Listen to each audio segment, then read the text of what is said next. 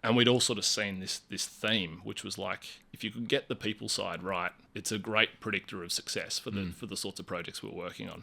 So I think that was probably the key pattern, and that was why when we eventually met and sort of had this idea to work on Culture Amp, I was super excited to get started on that.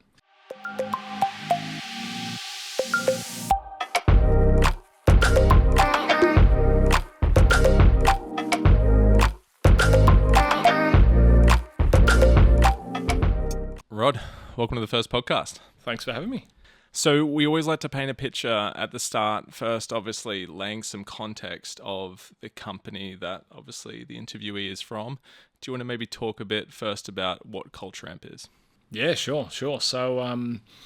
So Culture Amp, we started back in 2010, which is a long time ago now. But what Culture Amp is all about is essentially about helping companies be more successful by focusing on their people. So it's kind of in the name, Culture Amp. It's about amplifying the culture. We are, 4 co-founders. We started back then with the belief that company culture was a competitive advantage. And, you fast forward 15 years, we were 4 co-founders at the start, and we're now about 1,000 people, more than 7,500 companies worldwide. And that sort of runs the full gamut from SMB through to very large enterprises. And we have a full product suite that hopefully helps these customers do everything they need to help their people to be more successful. And then, the science backs it up, but that leads to better business outcomes as well. Awesome. And I think the way that we usually like to frame this out at the start is, what are some of those like early inclinations or signals from a founder that they may have had as part of their origination story, right? So, family experience, exposure with, sports even, or like early selling of things in the schoolyard. Was there any of those indications for you?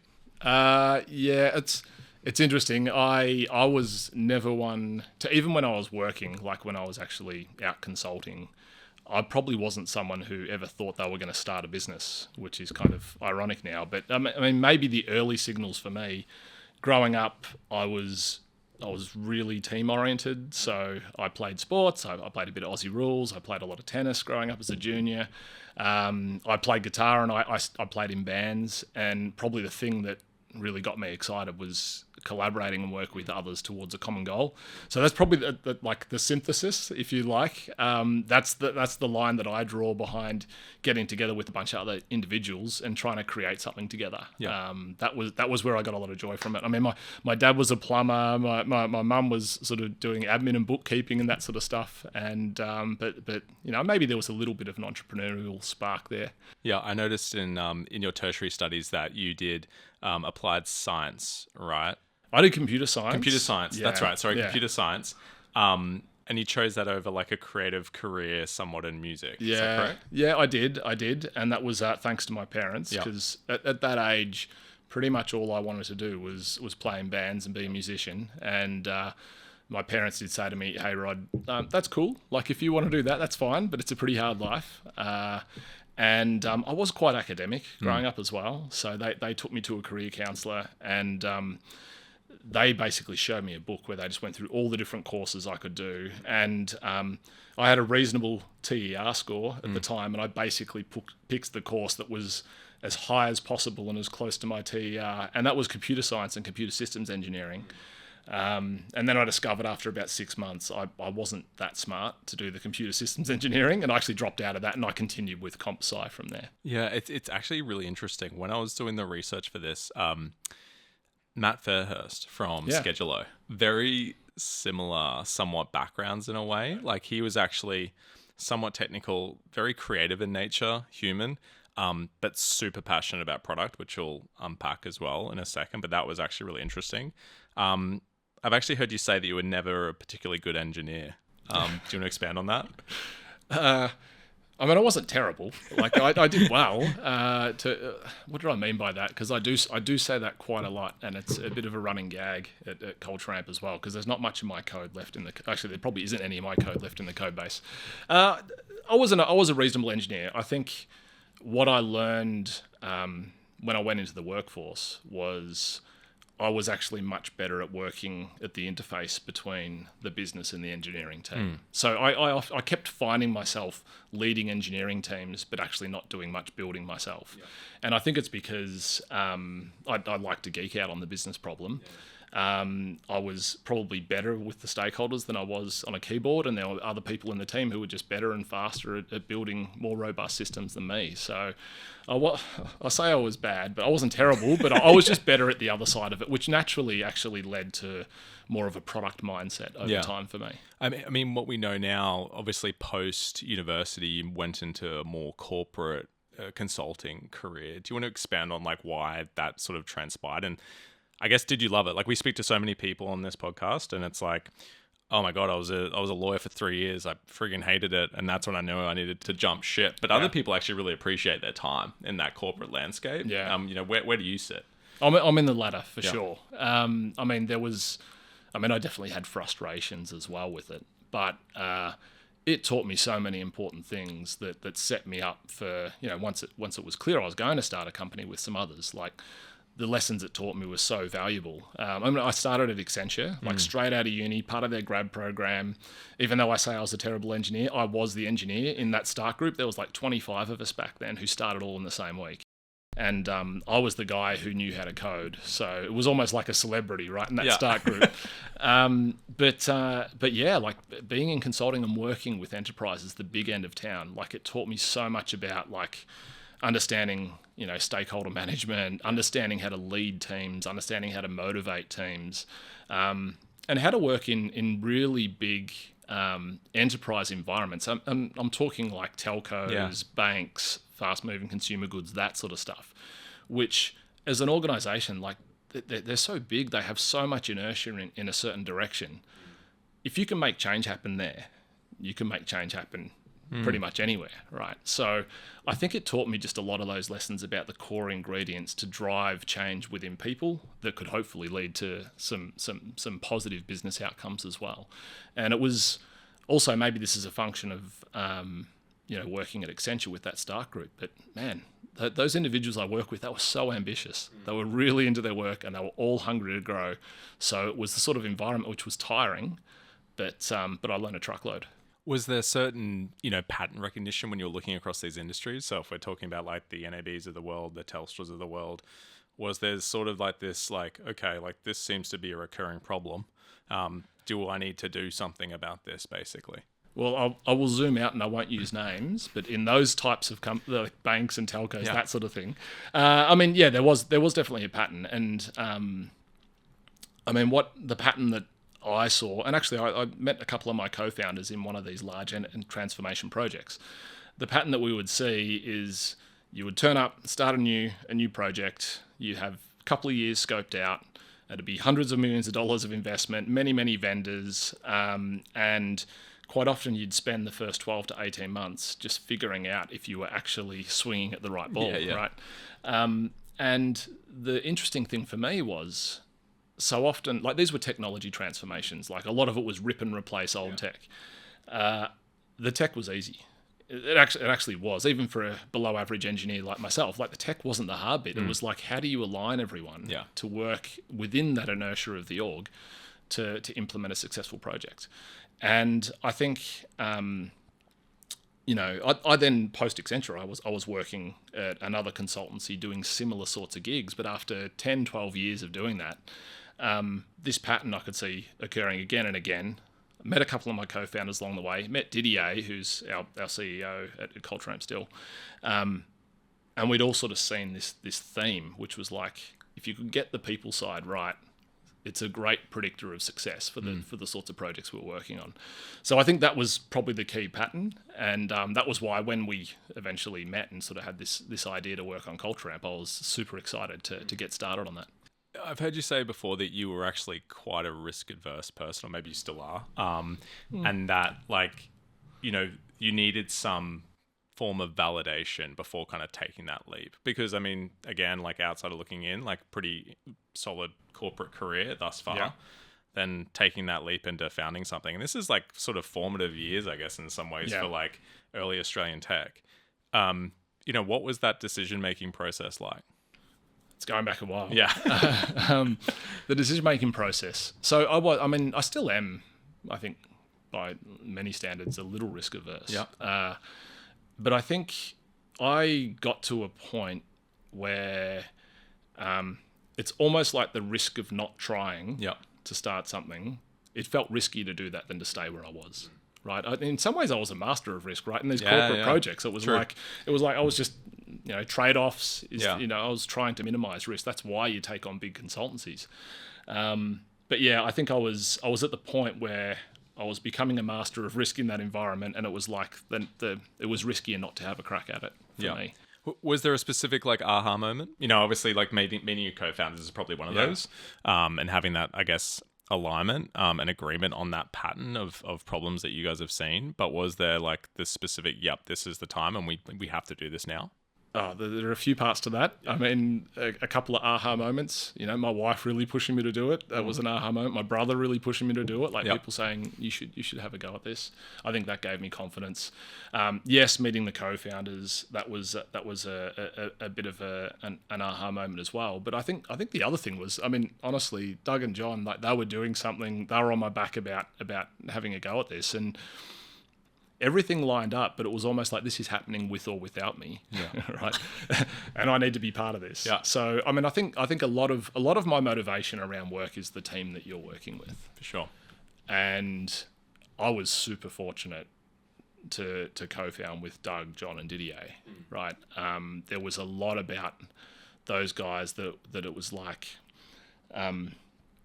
I often talk to co-founders or founders of businesses who are looking for another co-founder, right? And they'll talk to me about someone who they're thinking about co-founding something with, and on paper everything lines up, and then I'll say, well, what's the energy like? Have you sat down with them for 2 days and worked with them on something?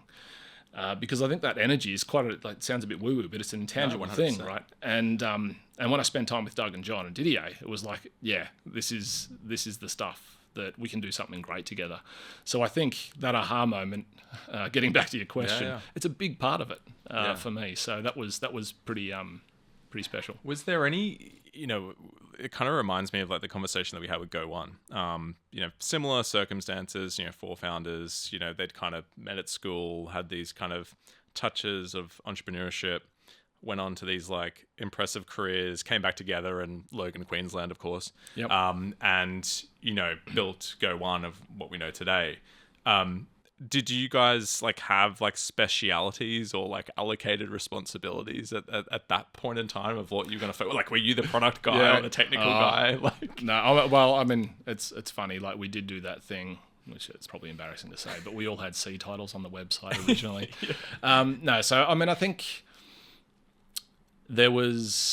we all studied computer science actually, so we were all technical. Some of us more technical than others, but it was always pretty clear. Doug and John, they were the technical firepower. They are genuine 10Xs. Didier was, he was always going to be the CEO. Great visionary, could win the hearts and minds of customers, incredible salesperson, that sort of thing. I always say I was a jack of all trades, master of none, but I was handy with customers and I was dangerous enough on the tools, that sort of thing. But I think we had our focuses. I think one of the things that really worked for us was our approach to decision making. So, when there was a decision to be made, people had asked 4 co-founders, didn't you get into deadlocks and things like that? But I think we were very good at saying, okay, this is the decision to be made. This is a Didier decision, or this is a John decision, or this is a Rod decision. And we had a good trust in each of those individuals that they will consult the right people, and then they make the call, and we back them. And that trust people to own decisions became one of our company values, still is today. So I think we definitely did have focuses. For me, I think my personal focus was a little bit of that glue between the tech, the business, the go-to-market, that sort of thing. So I think that's why I naturally fell into product longer term. I was doing customer success and product for a while. And then once we got to the point where I could focus on one, it landed on product.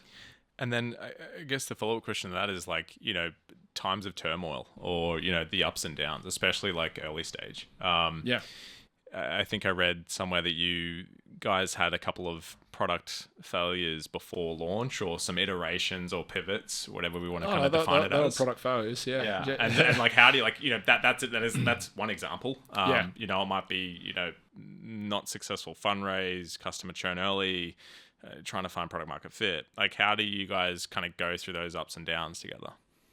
So, I mean, I think probably the examples that you refer to there that were the biggest ones for us in the early days. I mean, we joined forces. We picked up an idea that, like, Didier had already been running with the concept of Culture Amp for close to a year, I think, and had done a lot of customer development. We need to build out a product, and that that first product that we built out, actually the first two products, we spent the first year like trying to get traction on them, and we couldn't. The first product, we were reasonably successful at getting companies or teams within companies on board with that product. Yep. We just couldn't make many sales. We made 2 sales, I think, and of those 2 sales, one of those companies that bought never even signed into the product, right? So it took us a year to sort of to stop working on that idea, down tools on it, build and fail on a second product. And actually, at that point, at the end of the first year, we're out of money. We had one customer on a product that we weren't pursuing any further. We had one idea, but that was the first time we had a genuine conversation about, like, well, maybe this isn't going to work. And as it played out, we decided, should we each go our separate ways, go back to consulting and working for the man for a while.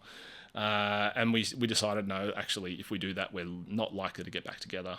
So we said, we've got this one more idea in the bank, which was engagement surveys, but we had no money. So we literally drew straws, the 4 of us. Yeah. And Doug and I got the short straw. So we went back into the bank for 3 months to earn some cash. Yep. And build out the third product by night. And fortunately for us, that was the one that got some traction. So it was a pretty wild time then.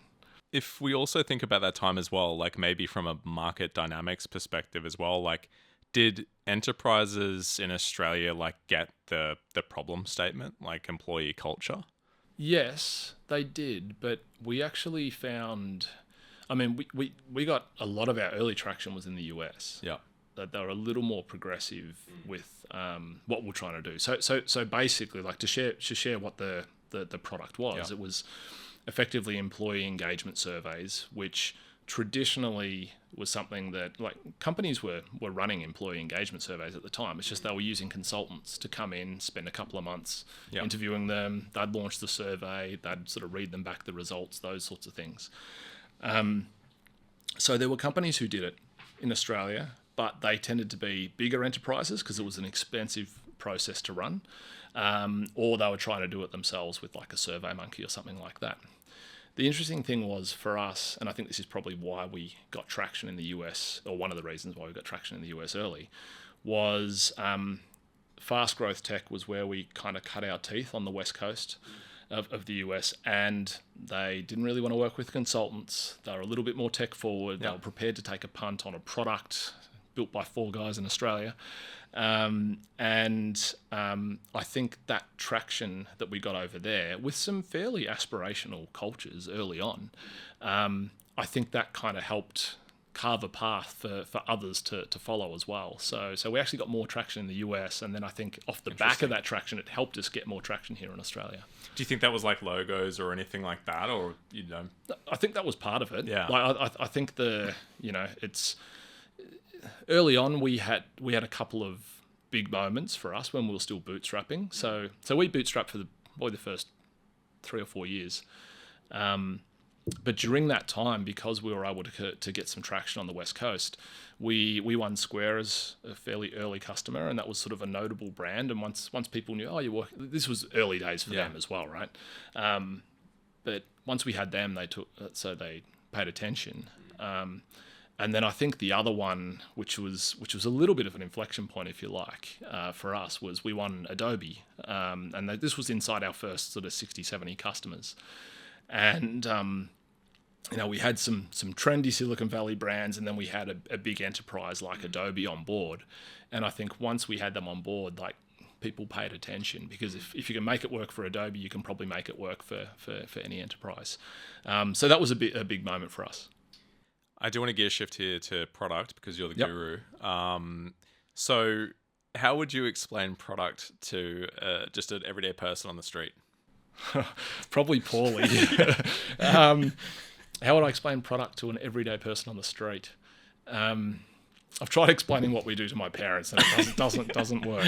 So someone on the street. I mean, I think to explain product, I'll probably start with a user problem, a problem and some pain of some sort. So maybe it's you need to get to A to B, get from A to B. Product is, what's the solution to reduce that pain for the user? But I think probably the thing that's less obvious to someone on the street is how do you explain a business model, like everything else that sits around the product, distribution, how do you do it at scale, that sort of thing. So I would probably try to just put it down to the problem, the solution, and then the system that you create around those two things to build a successful business. Which is probably a pretty below average answer to someone on the street, by the way. When I wrote that question, I was like, that is actually a really hard question. I'm keen to hear that. That's actually very hard. But I was kind of thinking, like, as well, like those sort of early days, and I know we've actually spoken about this topic before. You talk about like things like founder market fit, and founders having a vision, like a product vision, rather than just listening to customers. And there's an argument for both, and there's obviously a place for both. It's like if you're an investor, you find a person that has an unfair advantage and knows the domain really, really well, and you just trust their intuition and their vision to build the right path. Or maybe someone that isn't as kind of domain specific, but listens to their customers like inherently. Like how did you guys kind of manage that in the early days? Was it like, we have this vision, we know what to build, or like we're listening to Square or we're listening to Adobe? What did these guys want? Yeah, I mean, it's always a bit of column A, bit of column B, right? Yeah. But I think it definitely oscillates, and I think like the mistake is to just do one and not the other, right? Like from my perspective. So, like interestingly, cute sort of founding story, but when we built the third product, which was sort of the kernel of the platform today, we didn't build until we had half a dozen customers. And the difference was it was all vision, right, at that point. It was like, hey, 6-page PDF, here's what we're going to build. Will you buy this if we build it? And we built out that platform early on, and like parts of it were like, it's obvious what you have to build, but other parts of it were a bit of a bet. And we had this bet, and this was the thing that actually sold so well early on. It was this idea that, hey, we've got this algorithm that does continuous surveying across your business, and it randomly selects people, and it will show you this incredible trend line of how things are happening day in, day out. Customers bought it. It just did not work, right? It was really hard to gain insights from this continuous surveying method. So it was vision that was the impetus for us to get started on it, but it was customer feedback and customer learning that led to us throwing that part of the product out and exchanging it with something that was actually a little bit more traditional, if you like, around surveys. So I think, we would oscillate between, or not oscillate, we would have a blend, I guess, of what we were building, which was based on vision. Like for a long time, we would think about our roadmap as you've got anything you build is in one of three buckets. It's either differentiation, which is reasons why you win more often, a neutralizer, which is you build it so that you lose less often to competition, or it's a retainer, and it's like it's a reason, it's something that customers just expect or existing customers will love, so you build it so they keep coming back. And I think what goes into that needs to be a combination of vision and feedback, and you're ultimately just placing bets as a product manager. So that's all. It's all part of it. Yeah. It may be like, I hate using this term because it sounds very VC, but like inflection points. Were there any, obviously there was the third bet that you guys made, and that became the kernel. But like if you look back now, I guess through the product lens, were there any kind of features or bets or differentiators, etc., that really resonated with customers and like created an inflection point, whether that's user acquisition, monetization, retention, or just plain simple customer love? Yeah, there were a few. I mean, the one that immediately comes to mind was, interestingly, it was not a feature in the product, but it was something that we tried to almost manage as a product, which was actually community for us. So interesting. So maybe we'll come back to some features in a second, but something that we discovered early on was a lot of our growth, as I mentioned, on the west coast of the US, it was coming from word of mouth referrals. And there was a community over there called Startup HR, which was basically people ops HR practitioners in fast growth startups. They would get together, I think it was like once a month or every couple of months, they'd have drinks and they would share and learn from each other. And we somehow found our way into this community.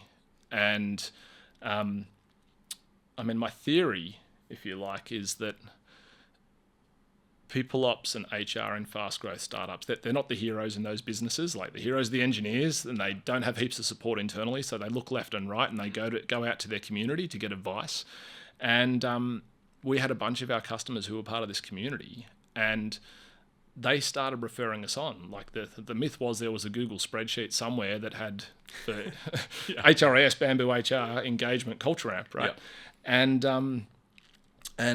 we were like, hey, there's something in this community. So we actually, basically fostered and created a community of our own over there. And it was back in those early days, it was called the People Geek community. Like they were our hero user, like passionate about the people stuff, geek out on the data. And we were able to sort of think about community as a product and invest in that. And that made a really big difference to our growth. And it was amazing to go along to these events that you put on and you'd see existing customers selling for you. So interesting. It was cool. I love asking this question. I'm really, really keen to get your take on this. Is product market fit real? Yes. And how would you define it? Oh, sorry. I think it's real. I mean, I think... yes, it is real, but it probably comes down to that really poor explanation I gave earlier about what product is to someone on the street. I think it's like the thing that is so important in that equation. Yes, you've got to have a painful problem, a solution that works, but how do you solve that at scale? Like everything, that capital P side of it. I think that is core, because if you any one of those three things, if they're not working, you don't have product market fit. I think the maybe this is what you're getting at with your question, like, does it exist? Yes, I think it does, but I don't think it's a point in time. I think it's something that you must earn, and then you must keep earning. It's constantly evolving. Exactly, because the market evolves, your product evolves, you make mistakes as you go, right? So I think product market fit is something, yes, it exists, but it is a continuous thing, and you just got to keep swinging to keep earning it. Yeah. And then this is probably more of like a personal question on my side, but as an ex-PM myself, we're looking at this landscape with AI changing rapidly, on the engineering side with the likes of Cursor, etc. The role of a PM is, I think, more scrutinized than ever in like public domains. Can anyone be a PM if they use Lovable, etc.? What's your view of like where the product management profession is today, and what do you see of the future of the product manager? What do they do? It's a great question. The scrutiny started a year ago, or it was probably longer ago, wasn't it? It was when feels like it heated up like a year ago. Yeah, well, it was when Brian Chesky from Airbnb, exactly. He made the comment about how the changes they were making to product management. I think he later clarified that, but it did have a ripple effect. So I guess it comes down to I'll break it into a couple of parts for me. One is like what makes great product managers. And then what I think the future of that role is. Perfect. So I think great product managers, I'm feeling like a broken record here. I think it comes down to some of those things we talked about earlier around what is product market fit. So yes, I think they need to be basically they're at the intersection of the problem, design, technical feasibility, market dynamics, and then I think probably the biggest thing for me is like, and I actually think this is why product management has come under a lot of scrutiny. It's a commercial awareness and the realities of the business that they are trying to grow, right? I think where some of the scrutiny is where product management is, it's closer to delivery management, or it's Jira gardening. It's running the little p product of building and shipping stuff. So my experience is like the best product managers are the ones who understand the commercial realities. They can make those trade-offs and then place a bet that, okay, this is where we need to invest our time and why. I think that's only half of it though, right? Because actually anyone can make a decision on what we point our engineers at and what we design. I think the best PMs that I've worked with are the ones that can then align everyone in the business behind that particular decision, which is, I mean, it's kind of like a sales role as well, right? So they need to get the sales team on board, they need to get marketing on board, they need to get the engineers on board to build this thing, and help everyone understand why this matters to the business. And sometimes PMs, like, they're making calls to build things that not everyone agrees with. And they should be, right? Because if they're building what everyone agrees with, they're diluting it. So I think the best product managers, they know how to make the trade-offs, and they know how to align everyone against that thing that they're building. Okay, so what does that mean for product management in the future, right? It's interesting because I'm not sure I should admit this, I spend a lot of time vibe coding at the moment, right? Yeah, of course. So I'm a much better engineer now with Claude Code. Yeah. With Claude Code, yeah. You don't have to convince Claude to build the stuff that you want to build, obviously. But it's still at the stage where, what it's churning out, it's great for testing prototypes. It's great for testing ideas, and it's building great a PRD, etc., exactly. like an MVPs and all that. Yeah, like I think it's great for testing some of those things. But I think what it means is I look at it and go, okay, that is just another tool in the product manager's toolkit to be that glue, but to do it in a better way. Right. Great. Someone still needs to make those commercial decisions. And I think even in the businesses where maybe there's not people who have got the product manager title, someone has to fulfill those functions and do them well to be able to be successful. Agreed. Before we shift off here, it'd be a shame not to ask, but I'd love to get your opinion on, like, obviously all this momentum with AI. Is that sort of a tailwind, headwind to culture amp? What are the applications that you guys are kind of using or might be using in the future? Just keen to unpack that. Yeah, it's a huge opportunity. I mean, and actually, I didn't mention this earlier. So, I was chief product officer for many years. I'm now just on the board. I stepped out of my role a couple of years ago, and in some ways, it's like, it grims me out, man, because it was before AI really took off, and it's like AI is such a huge opportunity to deliver on the vision that we've always had, right? It is. In some ways, it's an opportunity to solve the problem that we were trying to solve through user interface and context. And AI now has the power to bring all of those pieces of data and the threads together to help people be more successful and make better decisions. So is it a headwind? Is it a tail? It's a massive opportunity. And I think, like, we're doing some super exciting stuff in that space that I think is going to be able to take what was our early vision and turn it into just a really potent reality.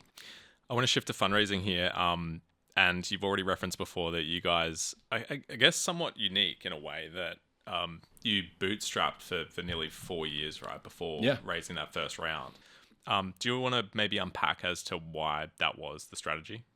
If it was a strategy? Yeah, I know. That's the thing with these questions, right? Sometimes you look back and it's like, was that really what we were thinking? I mean, my recollection of that time... So this is like 2010 to 2014, 2015. And first of all, like, access to capital for Aussie companies was not what it is today. Is the first thing. I think back then what we used to, there were opportunities for us to raise. There was opportunities to raise out of the US. We did end up raising through Felicis Ventures out of the US. But I think before they came along, like, a lot of the playbook was first to flip your business to a US business. and that wasn't our plan, that wasn't our plan. So, but the other thing was like we were, I think on as a team, we used to talk about like, well, once we raise money, like none of us had done that before. It would be our first time doing that. And I think our expectations were like, okay, that means you've got to get a new board member. It means we're going to lose some level of control. It means it's going to be growth at all costs. And we sort of, okay, the clock's ticking. And in our mind, we were like, oh, are we ready for this? Like, do we have the right culture? We used to talk about like, because who we were, like we've got to have the right culture to be ready for that type of scale. On a personal level, I felt like we had a pretty good business. We were growing pretty well, and we would grow. Then we'd have enough money to hire someone new. We'd add them to the team, and we'd sort of go through that cycle.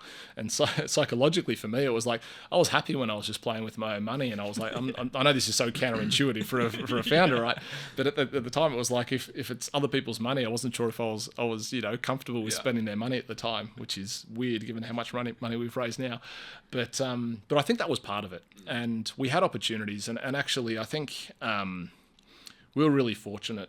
Early on, we had Scott Farquhar was one of our advisors, and I remember at the time, like we had an advisor meeting and we were talking about, hey, we're thinking about, is this time to raise money? And he sort of said to us, it looks like you got a good business, your customers love you, you got clear. Well, we didn't have a lot of competition at the time. It's like it could be time to put the foot down.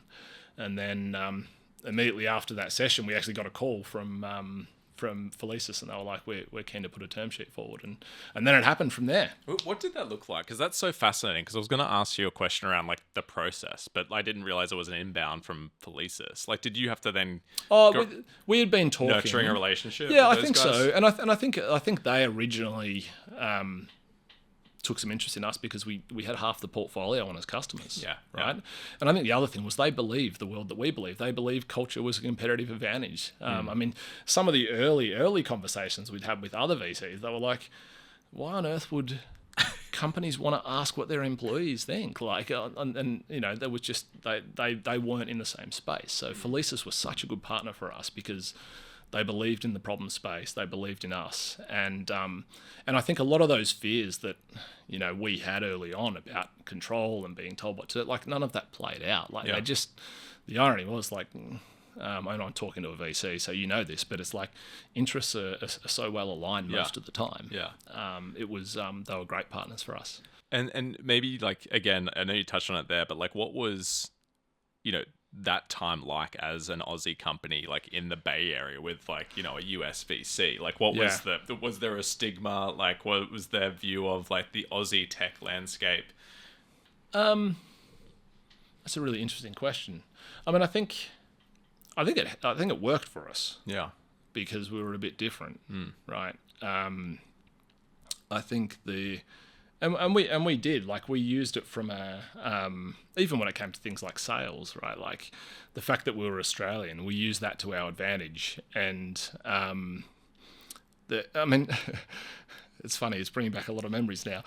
There was, I think some of the whole, do the Aussies know how to build product stuff? I think we actually felt that more internally within our business. It was like some of the team in New York, you Australians, what do you know about building product? But that changed over time. But no, I think it actually helped us stand out a little bit because there weren't that many Aussie companies at that time who were getting investment from US VCs. So I think it was a positive thing. And I mean, you guys have gone through, like you touched on, like there's been many rounds since, right? Yeah. I guess and this is a very kind of wide and generic question, I guess, but it's like, if you think about like a Series A to a Series F, like what are the fundamental changes? And there's probably a ton. So it's like, what are kind of the main things that change? Personally, I spent less time reading venture deals than what I did the first time round. No, I mean, and I think it's the other thing is like I think Didier, our CEO, he bore the brunt of all the raising money. But I mean, I think the sorts of things that investors look for. Thematically, my experience is pretty similar, but it's like, hey, by the time you're Series E, F, they're looking at your system, right? You're raising much less on vision, and your leadership team needs to be people who have built a factory before, as opposed to people who have got a great idea or who are a good engineer. I think things like that definitely stood out. But my experience from a product perspective, it was like, how do we talk about the vision and how do we talk about the team to get you there? Which I guess is not that different from the early stage, right? It's a lot of the same ingredients, but you can probably give us a better idea of what you're looking for. On right? the spot. Yeah. I guess my thought process is always like, at the early stage, if you're able to articulate like a true product vision, like what are the adjacencies that you can build into, etc., and like what are the milestones to get you there, like that's obviously a fascinating kind of story for a founder to kind of build out. One of the points I was keen to unpack with you was like, for those early stage founders that are listening and like they're like thinking about, okay, how do I actually run like a seed process here? Yeah. Actually talking to you is actually quite interesting because you guys are so far down the runway. One of the questions that kind of popped in my head was like, do you actually still keep a dialogue with the early investors? Because, there's always this whole discussion point around make sure you pick the right investors at the early stage, right? Like, and ensure that those people want to be on your journey because you're going to be talking to them potentially for 10 years. Like, is that a reality? Like, do you still... it has been for us. Yeah. Absolutely. Yeah. I mean, and they have a really important role to play in that journey. So, I mean, they're not all still on the board sort of thing, over time because, people move on from the VCs that they were part of early on. But it's a long-term relationship. Yeah. And I think one of the things, you and I were chatting about this the other day, actually. I think one of the things that founders, especially in early stage, one of their challenges is knowing how to put their VC to work and how to work with the VC. I reflect on my own experiences back in the early stage. It's almost like you're going to your investors and your board for approval, not like to do you approve, not how can you help me improve, right? And I think VCs and board members, they have a big role to play in actually improving your business, not inflicting help. Yeah. But I think for the early stage founders, they are going to be around for a while if things go well. I think the trick is how do you build a relationship with them such that they actually improve your business? You're not just trying to get approval for how you're going. Yeah. I think the interesting thing here is like, as we touched on, right? Like, I think really great founders like set the expectations really early with their investor. It's like, hey, like, we can touch base on a monthly or quarterly cadence on the operational or the product side of things, and we can sit down and we can whiteboard stuff. But it's like, okay, I love hearing from a founder. It's like Alex, post this raise, like here's what I'd ideally want from you in this time period. Like, is it introductions to customers? Is it like support on hiring and how to find like an exceptional product manager or an exceptional engineer? Yeah. That setting those parameters and kind of being pretty strict and structured around it is actually like a really, really good thing and healthy thing to have between a founder and investor. Do you think the VCs have a role in actually articulating that playbook for the founders? Because I think in a lot of cases, founders don't they've never worked with an investor. I actually don't think that many investors do that proactively. Yeah. Is the challenge. And I mean, we've spoken about this. I come from an operator background, so I don't want to come across as that operator guy that's like, hey, I'm going to help you with your business. Yeah. I want to move at the founder's cadence, obviously, and not be intruding. Yeah. But I also like want to set parameters. It's like you have expectations of me, and I'm fully open and ready to do that, right? Like I've invested in you for a reason. So yeah, like I think it's an interesting topic, and like we touched upon, I don't think it gets done enough in the ecosystem as yet. So yeah, yep. I want to talk about expansion a little bit because obviously you guys are massive on a global scale. Obviously, we've touched on the early sort of traction within the US, but I guess like from a global perspective, like what was some of the kind of not turbulence, but like what were some of the challenges that you guys encountered as you were going to multiple markets? I mean, going from Australia to US is one thing, but then expanding in APAC or into UK, Europe. Like, what were some of the challenges that you guys faced? I think a couple of things that immediately come to mind. The first one is I think they're like when we expanded throughout Europe, and I think one of it's possibly an obvious one, but we had to internationalize the product, which is one thing. And I think fortunately for us, it wasn't like, it didn't have to be a different product. Like a lot of the concepts and the core things we were building for were pretty similar. But I think definitely we found some challenges where, if we were launching a new feature and it was like the feature didn't have product market fit, our team over in Europe, they still wanted to sell the thing, right? They still wanted to, and it didn't make sense to localize everything to all the different languages before we actually genuinely had product market fit. So I think like one of the challenges is just how do you make the product relevant and actually manage that release schedule across multiple different geographies?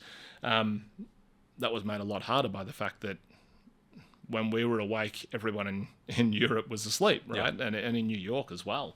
So I think like as we were growing, communication just got so much harder. Yeah. And like you could see it in our data. Like we run a lot of surveys ourselves, obviously, to sort of understand where people are at. And you could see like all of product and engineering for us was based in Australia. The parts of our business back in the day that were like least confident in the product were the ones who had the smallest amount of face time or coverage from a time zone perspective. So communication just gets harder and harder. And for us, we had 4 offices quite quickly when we were still a relatively small company. But the sorts of communication challenges and complexity that we faced was actually, the sort of thing you would expect in a much bigger company.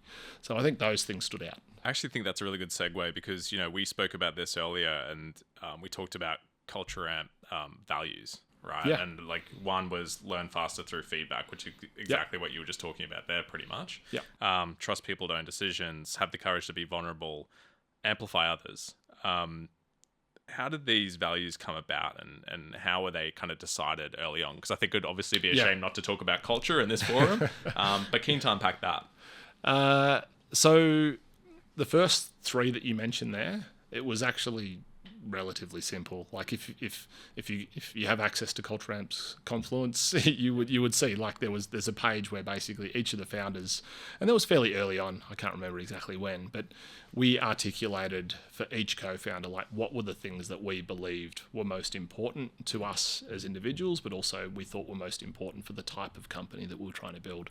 And they became our values early on, those first 3.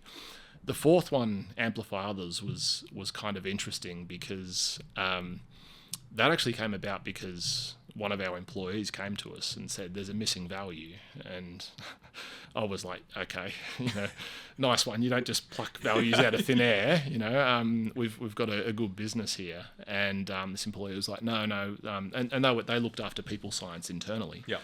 They said, we think there's a missing value. I want to uncover it. And they, to their credit, they went and they sort of ran workshops in each of our offices. And the theme that came back was that new employees, when they came in, they noticed this, and existing employees, it was one of the most important things to them was that we were a highly, highly collaborative culture. And everyone was willing to chip in to help someone else with whatever it was they were wrestling with. So amplify others actually came from our employees as a value that was uncovered or it bubbled up, and we adopted it. Yeah. And it's probably the one that gets called out the most internally. We have different ways that we've codified our values, but that's one that just really gets recognized day in, day out. And I guess how do you kind of touched on it there, like codified, but like actually how do you instill that? And especially for you guys, right? Like this journey has been a long one, and it's like a big business now. How do you actually sort of instill that? Because obviously these kind of things, culture can get somewhat wobbly. We go from Australia to US, wobbles, go to Australia to the UK, wobbles.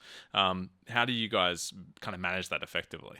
Yeah, I think you're right. Like the values are the things that you lean on when things aren't necessarily going as well as you like.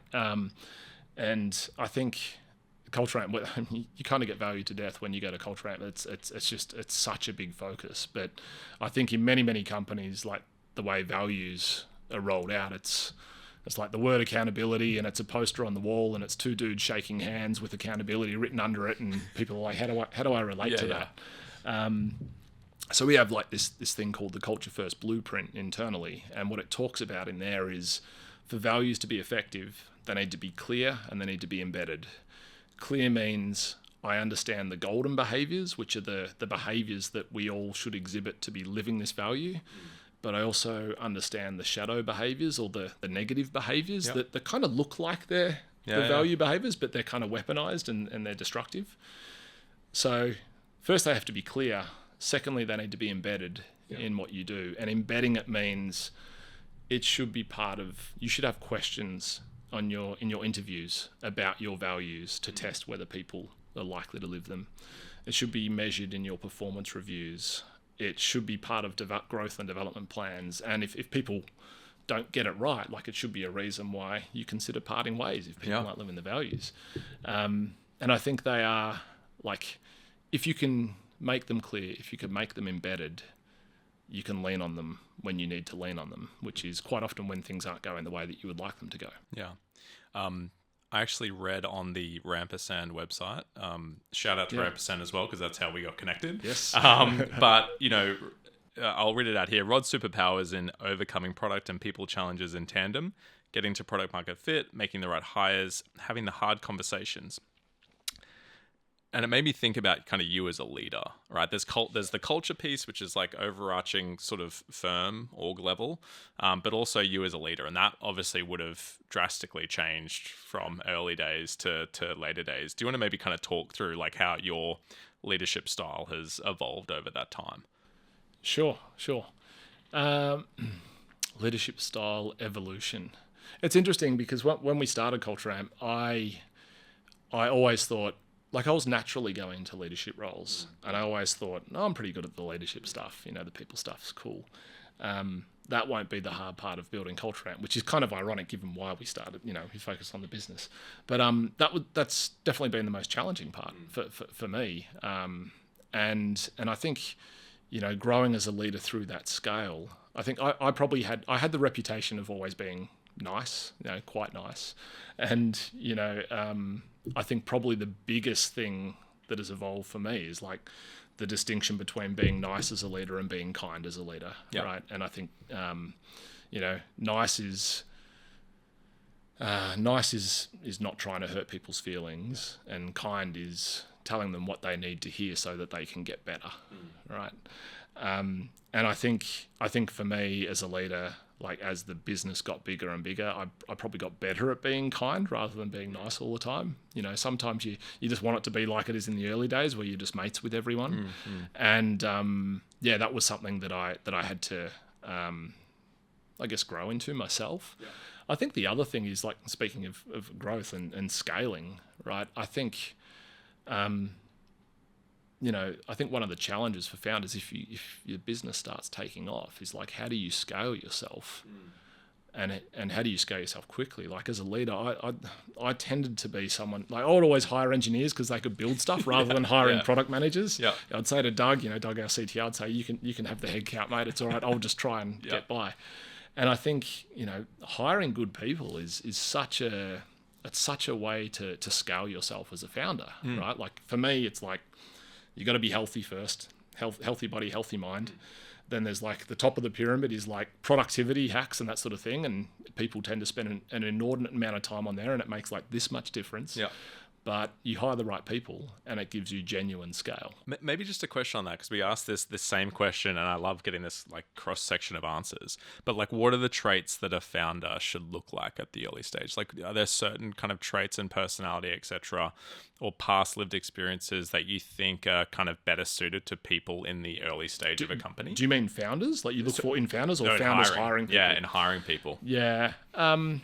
I'll tell you how I did it. Yeah. Right? No, so I would have back in the early days, hiring your first person. No one's screening the applicants for you. You're doing it yourself. And I'll basically have three questions, or three. Like I probably can't remember the exact questions, but three things. It was like the first was like mission alignment, right?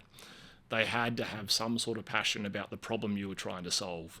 So for me back then, it was like, hey, are they a manager? Have they struggled with, leading a team? Experience with the people, connection with the mission. The second thing was, I wanted the career arc to make sense, like this next step. If they're going to become a product manager, and by the way, back in 2011-12, there weren't many product managers, right? So I would say, does this step to be a product manager make sense? Maybe they had experience in customer success, or maybe they were engineers or something like that. So does this transition make sense? And then the third thing is kind of that intangible. I mentioned energy before, but like if you left the call from this half-hour screening call feeling some piece of excitement about the idea of working with this individual, or your team working with this individual, like that's a pretty good starting Chances point. Are, right?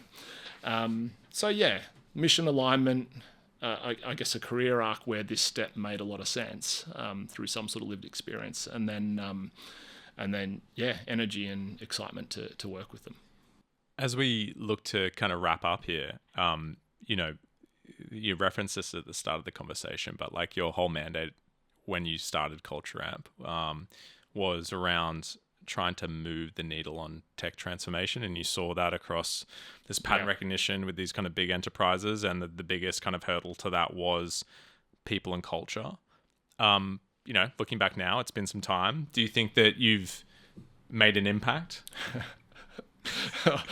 What a loaded question. I hope so.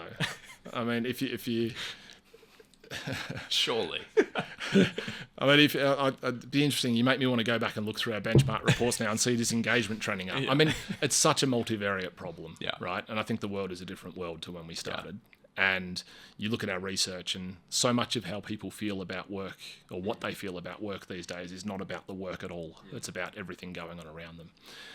I think the thing that we have been able to do is to equip leaders and individuals within businesses with better information to help them make better decisions. Maybe it's a weird parallel, but like my old guitar teacher used to tell me, Rod, you should learn music theory. Not because it will make you better, but it means you can be better, right? The fact that I knew that. And I think about Culture Amp in a similar way. Like we are empowering individuals at work with a lot more information and a lot more insight so that they can act in a way that hopefully maximizes their bang for buck.